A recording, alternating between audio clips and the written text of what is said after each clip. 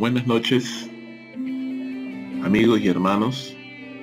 Sean una vez más bienvenidos a esta sesión de charlas, de clases por video del Ministerio de Células de Misión 30 Más.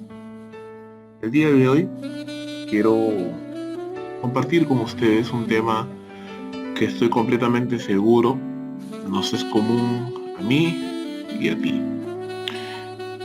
Me refiero a las pruebas, a las crisis, a los problemas, las tribulaciones que todos pasamos, algunos de diferente índole, algunas más graves que otras, pero todo creyente en algún momento de su vida ha pasado, está pasando o pasará por alguna prueba. Y es importante que tengamos una perspectiva bíblica de qué son las pruebas y qué propósito tienen en la vida del creyente, y sobre todo cómo nosotros como hijos del Señor, como creyentes en el Señor Jesucristo, tenemos que responder ante las pruebas. Definitivamente no podemos tener la misma actitud que aquellas personas que no conocen al Señor aún. No podemos tener la misma actitud de desesperación, de tristeza, de depresión, de angustia que tienen las personas que no conocen la palabra de Dios y por ende no tienen esperanza verdadera en sus vidas. En este día yo solamente quiero meditar brevemente en un verso de la palabra de Dios que seguramente lo conoces o lo has oído alguna vez, pero analizarlo un poco más a detalle y vamos a ver que tiene una profunda enseñanza acerca de cómo nosotros como creyentes debemos de reaccionar ante las pruebas. Y estoy seguro que si tú logras entender y captar y obedecer lo que vamos a compartir el día de hoy, tu perspectiva acerca de los problemas va a cambiar y vas a poder atravesar las crisis con una sonrisa. Y ese es el título del día de hoy: atravesando nuestras crisis con una sonrisa. No te equivoques, no estamos hablando de masoquismo, no estoy hablando de que tenemos que deleitarnos en la tristeza y el dolor y la angustia, no. Estoy diciendo de que el creyente puede pasar los problemas y las angustias y las tristezas con un sentido de optimismo, con un sentido de fe, con un sentido de esperanza. Y para eso yo te voy a pedir, por favor, que me acompañes a leer la palabra del Señor en la segunda epístola a los Corintios, capítulo 1. Vamos a leer solo 2 versículos, desde el verso 3 hasta el verso 4.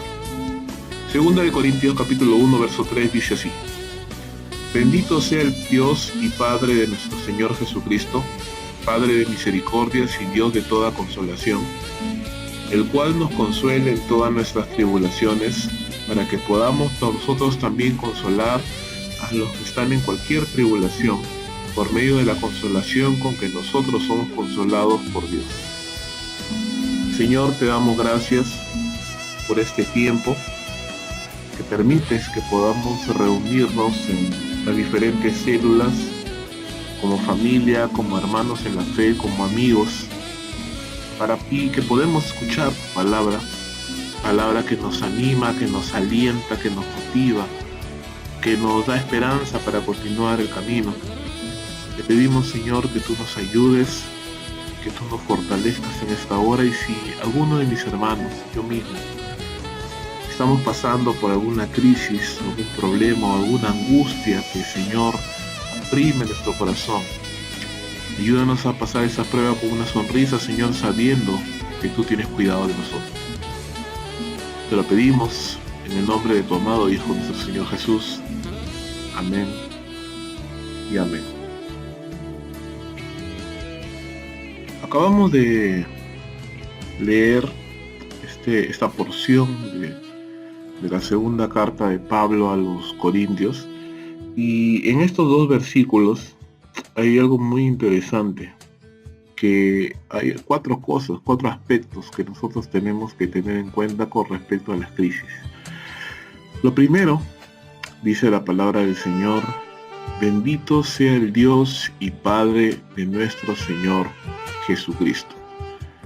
Después ya Pablo empieza a hablar de las pruebas y de la tribulación y de todo ello, pero lo primero y con lo que Pablo empieza es bendiciendo el nombre del Señor, y eso es lo primero que nosotros tenemos que tener en cuenta.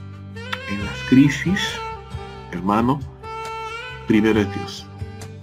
Y parece algo muy simple, parece una obviedad, pero realmente es revolucionario cuando lo entendemos. ¿Por qué? Porque cuando uno está en problemas, cuando uno está en crisis, cuando uno está pasando una tribulación, cuando uno está pasando un problema de salud, cuando uno está pasando una angustia económica, cuando uno se quedó sin trabajo, o de repente pasa un problema sentimental, o está pasando un problema familiar, o de diferente índole, ¿qué es lo que sucede? ¿Qué es lo que normalmente sucede?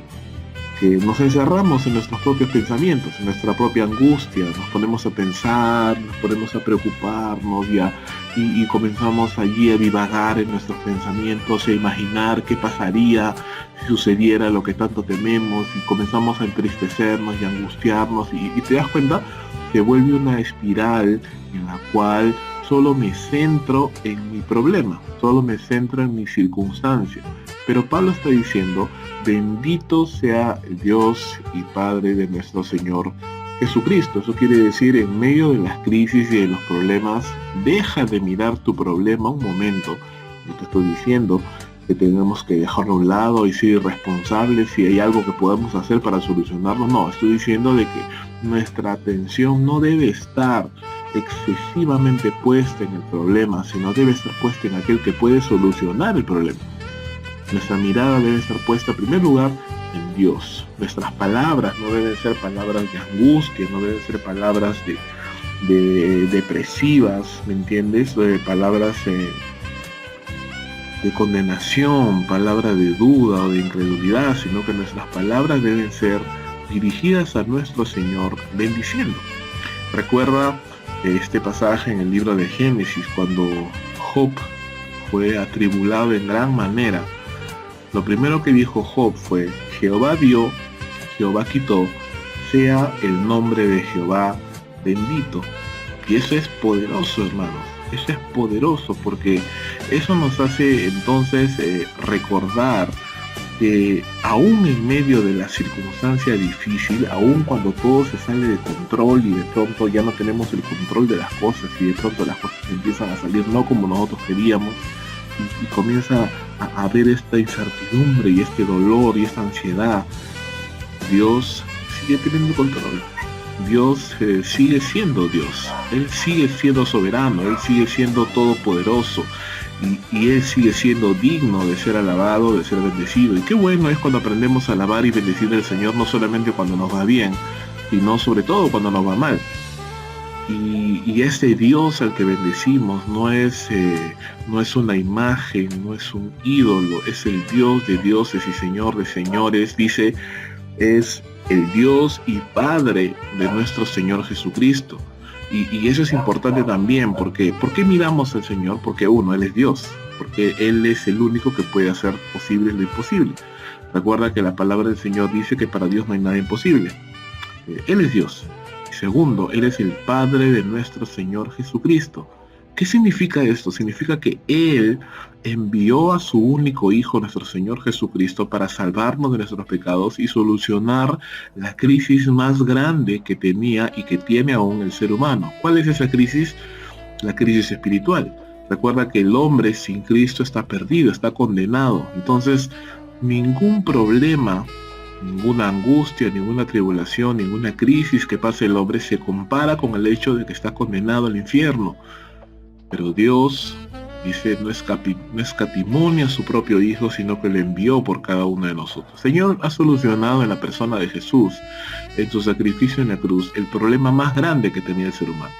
La pregunta entonces es, y Pablo la hace en Romanos capítulo 8, si Dios, que no escatimó a su propio Hijo, dice, ¿cómo no nos dará juntamente con Él las demás cosas?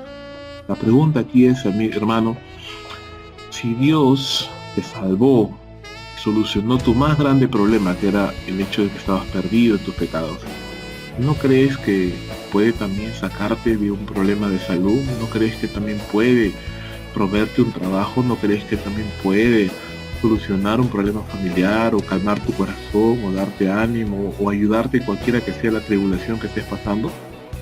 Piénsalo un momento. Por supuesto que sí. Por supuesto que Dios es poderoso. ¿Por qué? Porque Él es Dios. Porque Él es quien envió a su Hijo Jesucristo. Entonces, el primer punto que tenemos que tener en cuenta es que en las crisis no debemos dejar que nuestra mirada se centre solamente en el problema, porque cuando solamente miramos el problema, dejamos de mirar a Dios. Nos ponemos ansiosos, nos desesperamos y a veces dejamos de orar, dejamos de congregar, dejamos de hacer las cosas que antes hacíamos. ¿Por qué? Porque nos angustiamos y nos desesperamos y no sabemos qué hacer, y de pronto comenzamos a reaccionar en nuestra propia carne y dejamos de mirar al Señor. Pero Pablo está diciendo, lo primero que tenemos que hacer, bendice al Señor. Salmo 103 dice, bendice alma mía a Jehová y no te olvides de ninguno de sus beneficios. No te olvides de todo lo que Dios ha hecho por ti. No te olvides que Él es el mismo ayer, hoy y siempre. Así que si el Señor te bendijo ayer, hoy también te bendecirá, mañana también lo hará, porque Él no deja de ser Dios. Tu problema Él no lo toma por sorpresa. Tu situación, tu crisis, tu tribulación, a Él no le toma por sorpresa. Él ya lo sabía. Él tiene el control. No hay nada que pueda escapar del control y el poder de nuestro Señor. Así que lo que tenemos que hacer nosotros es acostumbrar a nuestro ser, no desesperarnos, sino a bendecir al Señor, decirle, Señor, gracias. Tal vez, Padre, hoy no tengo dinero, tal vez hoy voy a cenar simplemente un té, pero Señor, lo hago en el nombre de Jesús. Tal vez, Padre, hoy estoy con la salud quebrantada, tal vez hoy, Señor, estoy esperando un resultado de un examen, tal vez hoy, Señor, me han roto el corazón, tal vez, Padre, hoy mi familia me ha dado la espalda, Señor, tal vez hoy estoy viviendo una situación crítica en mi vida, tal vez, Señor, todo me ha salido mal, tal vez me han robado, tal vez, Señor, me han estafado, tal vez han sucedido tantas cosas, pero Señor, yo confío en que tú sabes de qué cosas yo tengo necesidad, aun antes que yo la pida, porque tú eres mi Padre Celestial. Y por eso te bendigo, Señor. Te doy gracias porque enviaste a tu Hijo Jesús, porque me salvaste del pecado, me salvaste del infierno. Y Señor, me darás juntamente con Él todas las demás cosas. Esto es fe. Eso es fe, hermanos. Eso es verdadera fe. La segunda cosa que nosotros tenemos que tener en cuenta con respecto a las pruebas es que, siendo honestos, muchas veces lo que nosotros consideramos como pruebas no es sino las consecuencias de nuestras malas decisiones. A veces nosotros mismos hacemos las cosas mal y los problemas que vivimos no son tanto las pruebas, sino son más bien consecuencias de malas decisiones que tomamos en el pasado, porque no tomamos en cuenta a Dios, porque tal vez desobedecimos al Señor, nos apartamos de Él o hicimos cosas que no debíamos hacer y experimentamos las consecuencias. Hay, sin embargo, otro tipo de experiencias que vivimos de las cuales sí no tenemos control, tal vez una enfermedad, tal vez de que alguien nos falle o nos engañe, o tal vez nos robaron, o tal vez nos despidieron intempestivamente del trabajo, cosas de las cuales no tenemos control. Hay de estos dos tipos, hay aquellos que son las consecuencias de nuestras decisiones y aquellas que no los esperamos y no tenemos control, pero nos suceden en la vida. Y es importante esto porque Pablo dice aquí en el verso 3, que Dios es el Padre de nuestro Señor Jesucristo, pero también es Padre de misericordias y Dios de toda consolación. Y eso es precioso. ¿Por qué? Porque, y ese es el segundo punto que nosotros tenemos que tener en cuenta con respecto a las pruebas. Y el segundo punto es este. No importa cómo has llegado a la situación en la que te encuentras, Dios tiene una salida para ti. Ese es el segundo punto que tenemos que tener en cuenta. No importa si tal vez fue el resultado de una mala decisión, no importa si es algo de lo cual tú no tenías control, igual para cualquiera de esas dos situaciones, Dios tiene una salida. Recuerda lo que la palabra del Señor dice, que el Señor no nos dejará ser probados o tentados más allá de lo que podamos soportar, sino que dará juntamente con la tentación la salida, para que podamos soportar, para que podamos salir airosos. Y ponte a pensar en esto. Si imagínate, ¿no? Yo de pronto desobedezco al Señor, tomo una mala decisión y experimento las consecuencias de mi mala decisión. De pronto estoy lleno de problemas, me he endeudado, o tengo una grave crisis, escogí mal y ahora estoy sufriendo. Estoy sufriendo porque tomé una mala decisión. Dios, dice, es Padre de misericordia, que significa que Dios tiene misericordia de mí. El Señor, si bien es cierto, me va a disciplinar por causa de mi desobediencia, me va a corregir, me va a exhortar, no me va a condenar, no me va a dejar allí tirado en el suelo destruido, sino que tiene misericordia de sus hijos, me va a levantar, me va a ayudar, me va a esforzar. Recuerda que la palabra dice, no temas, yo soy Jehová tu Dios, que te tomo de tu mano derecha y te digo, no te temas, yo te ayudo. Dios es Padre de misericordias, hermano. Podemos acercarnos confiadamente, dice la Escritura, al trono de la gracia para encontrar gracia y hallar oportuno socorro. Sea cual sea la situación, si tal vez yo he pecado, si tal vez yo he hecho las cosas mal, dice, si confieso mis pecados, Él es fiel y justo para perdonar mis pecados y limpiarme de toda maldad. Entonces, si yo tomo una mala decisión y experimento las consecuencias de esa mala decisión y me encuentro en problemas y en angustia, Dios es Padre de misericordia. Él tiene misericordia, Él no va a consentir mi pecado, pero sí me va a entender, me va a ayudar y me va a levantar. Y por el contrario, si tal vez yo no tenía control sobre la situación y de pronto algo viene a mi vida que yo no esperaba, una situación difícil, un robo, un ataque, un engaño, una traición, una enfermedad, un despido, de pronto me quedo sin nada en este mundo, algo que yo no hice nada, es una situación que vino a mi vida y yo no sabía. Dios es Padre de toda, dice Dios, de toda consolación. El Señor conoce nuestro corazón y nos consuela. También tiene una salida para nosotros, nos consuela, nos abraza, como dice el Salmo, debajo de sus alas, dice, yo estaré seguro en el día malo. Y Dios, hermano, tiene una salida para cualquier que sea nuestra situación. ¿Has hecho algo mal? ¿Estás experimentando las consecuencias de tu vida, de tu equivocación? Dios es Padre de misericordias. Él te puede entender, Él te puede extender su misericordia y te puede sanar y te puede restaurar. ¿Estás viviendo una situación de la cual tú no tenías control, tú no sabías, no la esperabas? Dios es, dice, Dios de toda consolación. Misericordia y consolación vienen de Dios porque el Señor tiene una salida siempre, cual sea la situación que estés viviendo. Así que, alégrate, porque lo que estás viviendo hoy, Dios ya lo sabe. Es más, Dios ya lo sabía de antemano, sabía que ibas a pasar por esto, y Él tiene misericordia y consolación para tu vida. Puedes confiar en el Señor, puedes albergarte bajo tus alas, y puedes confiar que en sus manos estarás seguro. Pablo continúa hablando, y lo que nos muestra aquí es el tercer aspecto que nosotros tenemos que entender, que la prueba, la dificultad, Dios nunca la permite sin un propósito. Esto quiere decir que el Señor nuestro Dios no permite que nosotros suframos solo por sufrir. Él no se goza de nuestro sufrimiento, sino que permite en su sabiduría, aunque nosotros padezcamos una tribulación o un sufrimiento, con un propósito. Mira lo que dice Pablo, verso 4, el cual nos consuela en todas nuestras tribulaciones, para que podamos nosotros también consolar a los que están en cualquier tribulación. ¿Qué significa esto? Significa, y ese es el tercer aspecto, Dios permite que pasemos pruebas con un propósito. El Señor nos hace a veces caminar por valle de sombra de muerte, para que luego nosotros podamos guiar a otras personas en esa situación, que se encuentren en esa situación. El Señor nos consuela, dice, en todas nuestras tribulaciones, no solo en alguna, dice en todas. El Señor nos sabe consolar a los creyentes en todas las tristezas que vivamos, todas. No hay una sola lágrima que nosotros hayamos derramado que el Señor no la conozca y que el Señor no la haya consolado. Dice aquí claramente en la Escritura, Él nos consuela en todas nuestras tribulaciones.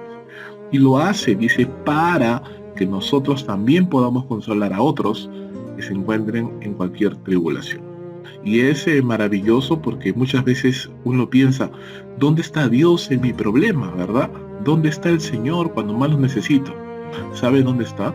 Está en tu hermano, está en tu hermana, que están orando por ti, que están aconsejándote, está en tu pastor, está en tu líder, que te está dando una palabra de ánimo, que te está orando por ti, que tal vez solo te está acompañando, porque Dios usa a esos creyentes que también han sufrido para que ellos también te puedan consolar a ti, para que tú aprendas luego a consolar también a otros y también seas instrumento de Dios para consolar a otras personas. ¿Entiendes la figura?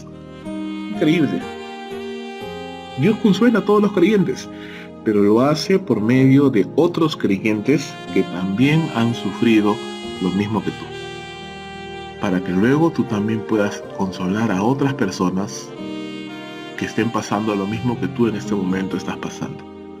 Porque, hermanos, Dios no nos necesita, pero Dios ha establecido, Dios ha diseñado usar a sus hijos para poder consolar y animar a otras personas. Así que nunca desprecies el consejo de alguien, nunca desprecies la oración de alguien, nunca desprecies el abrazo de un amigo, nunca desprecies la compañía de un amigo, porque allí está Dios consolando. Nunca digas, ¿dónde está Señor cuando más te necesito? Ahí está. Está en tu pastor, está en tu líder, está en tu hermano, en tu hermana, que te aconsejan, que oran por ti. Ahí están, porque ellos te están consolando con la misma consolación con la cual Dios les consoló a ellos. Así que entiende que lo que estás viviendo no es un despropósito. Lo que estás viviendo es un trato de Dios para con tu vida, para que luego tú puedas enseñar a otras personas y decirles, ¿sabes qué? Yo también estuve sin trabajo, pero no dejé de servir al Señor. ¿Sabes qué? Yo también pasé hambre, pero no dejé de congregar. ¿Sabes qué?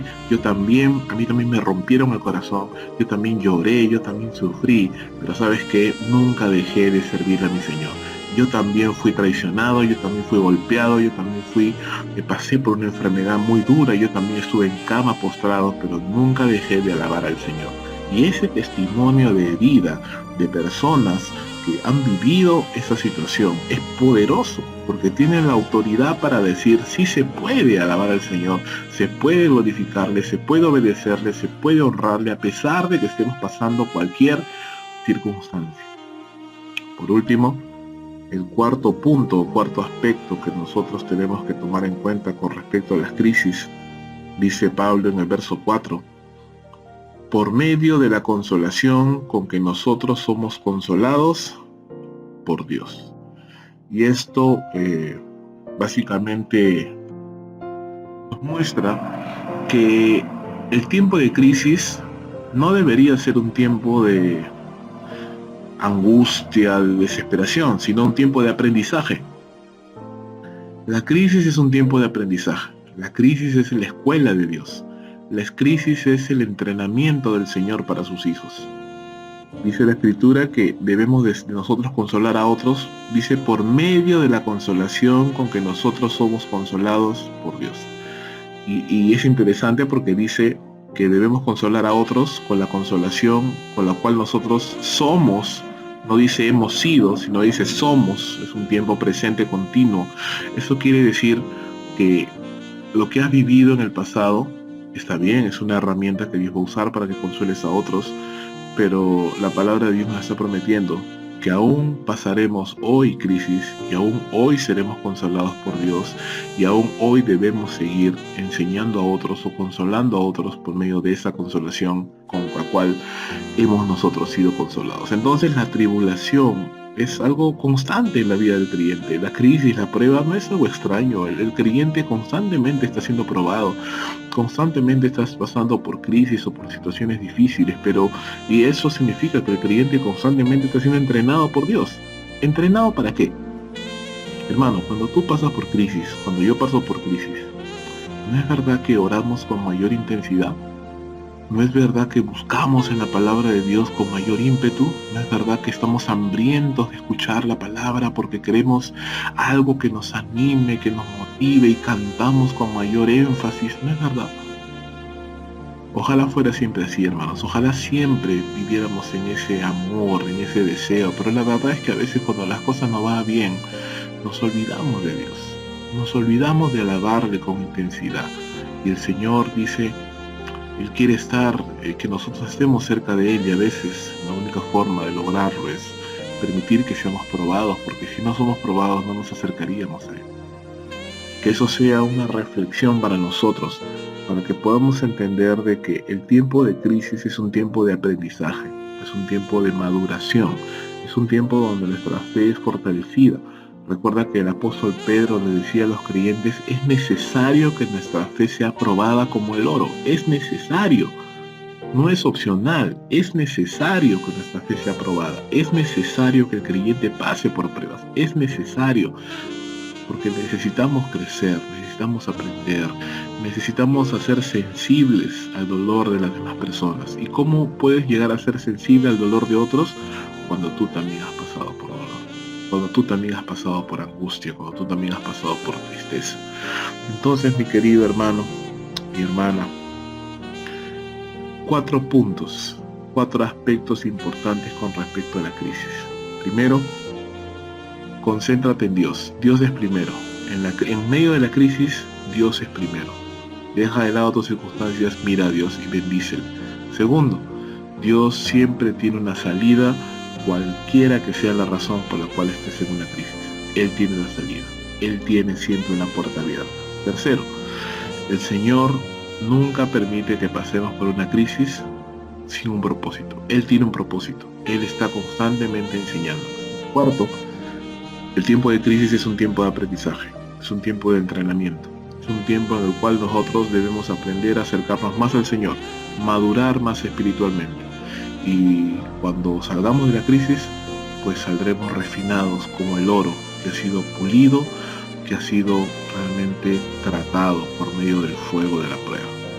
¿Recuerdan la vida de Job de la que hablamos al inicio? Job fue probado. Él dijo, bendito es el nombre de Jehová. Él lloró, él sufrió, él pasó muchas crisis. Aún su esposa le dio la espalda. Pero al final del libro de Job, este hombre salió refinado, salió renovado, salió bendecido por Dios, aprendió. ¿Por qué, hermanos? Porque Dios constantemente quiere llevarnos a un nuevo nivel en nuestra vida, quiere llevarnos a un crecimiento, a la madurez espiritual, a que podamos ser lo que Dios quiere que nosotros seamos.